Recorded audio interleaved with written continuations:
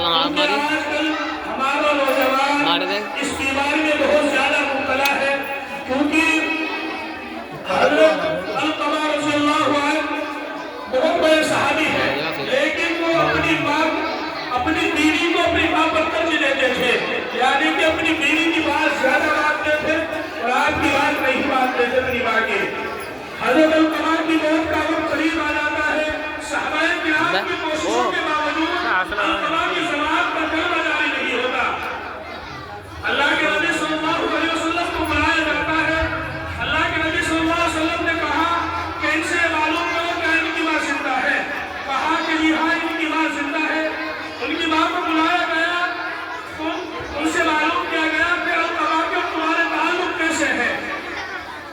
ان کی ماں نے کہا کہ علقمہ نماز بہت زیادہ پڑھتا ہے، روزے بہت زیادہ رکھتا ہے، صدقہ خیرات بہت زیادہ کرتا ہے۔ اللہ کے نبی نے فوراً کہا کہ اے ماں، میں پوچھنا چاہتا ہوں کہ علقمہ کے برتاؤ آپ کے ساتھ کیسے ہیں۔ ان کی ماں نے فوراً کہا کہ میں علقمہ سے ناراض رہتی ہوں، علقمہ میری بات نہیں مانتا، اپنی بیوی کی بات زیادہ مانتا ہے۔ اللہ کے نبی صلی اللہ علیہ وسلم نے کہا کہ علقمہ کی موت کا وقت قریب ہے، ان کی زبان پر کلمہ جاری نہیں ہو رہا ہے، آپ وہ تیری بہن بھی ان کی زبان پر کلمہ جاری ہو جائے۔ علقمہ کی بات کیا کہتی ہے کہ میں اس کو ہرگز معاف نہیں کروں گی، کیونکہ اس نے مجھے دل کو دکھایا ہے۔ اللہ کے نبی فوراً بلال کو حکم دیتے ہیں کہ لکڑیاں لاؤ اور آگ جلاؤ، لکڑیاں لاؤ اور آگ جلاؤ، تاکہ اس میں علقمہ کو جلا دیا جائے اور ان کو جہنم کی آگ سے بچا دیا جائے۔ لیکن اے میرے بھائیوں، ماں ماں ہوتی ہے، چاہے کتنا بھی غصہ کر لے، ایک مرتبہ امی کہہ دو فوراً سب کچھ بھول جاتی ہے۔ جب ماں سنتی ہے کہ میرے بیٹے کو آگ میں جلاؤ گے تو فوراً ماں کی محبت جوش میں آتی ہے اور کہتی ہے کہ اللہ کے نبی میں نے اپنے بیٹے کو معاف کر دیا۔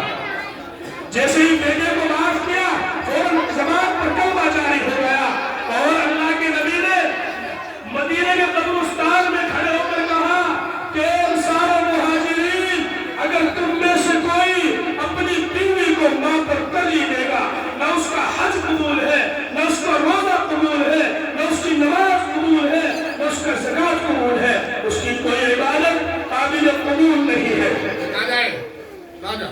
آج کل نوجوان ایسا کرتا ہے، ارے یہی وہ ماں ہے کہ جس کے پیٹ میں تیرے یہ ہاتھ بنے، آج تم ہاتھوں سے اپنی ماں کو مارتا ہے۔ یہی وہ ماں ہے کہ جس کے پیٹ میں تیری میں آنکھ بنی، جن آنکھوں سے تو اپنی ماں کو گھور گھور کر دیکھتا ہے۔ یہی وہ ماں ہے کہ جس کے پیٹ میں تیری یہ زبان بنی، جس زبان سے تو اپنی ماں کو گالیاں کرتا ہے، دھمکیاں دیتا ہے۔ یہی وہ ماں ہے کہ جس کے پیٹ میں تیرے قدم بنے، جن قدموں کو تو اپنی ماں کی مرضی کے خلاف اٹھاتا ہے۔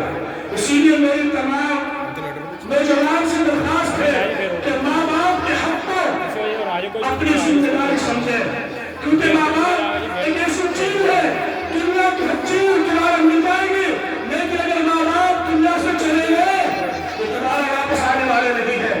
اللہ تعالیٰ ہم سب کو والدین کی مدد کرنے کی توفیق عطا فرمائے۔ ہم نے اپنے پروگرام کو دوسری طرف لے کر چلتا ہوں اور ایک ترانہ ہے جس میں بچے کچھ ایکشن کریں گے، میں ان کا نام لیتا ہوں اور جس کا نام لیا جائے وہ بچے تھوڑے بھائی ہو جائے۔ یہ ماں باپ کے بارے میں ہی ہے۔ مصباح، صبا، آشکارا، برشا، رہنما، شہنما، سما، بلشا، وہ بچیاں بھرات کے سامنے کچھ ماں باپ کی خدمت کرنے میں آداب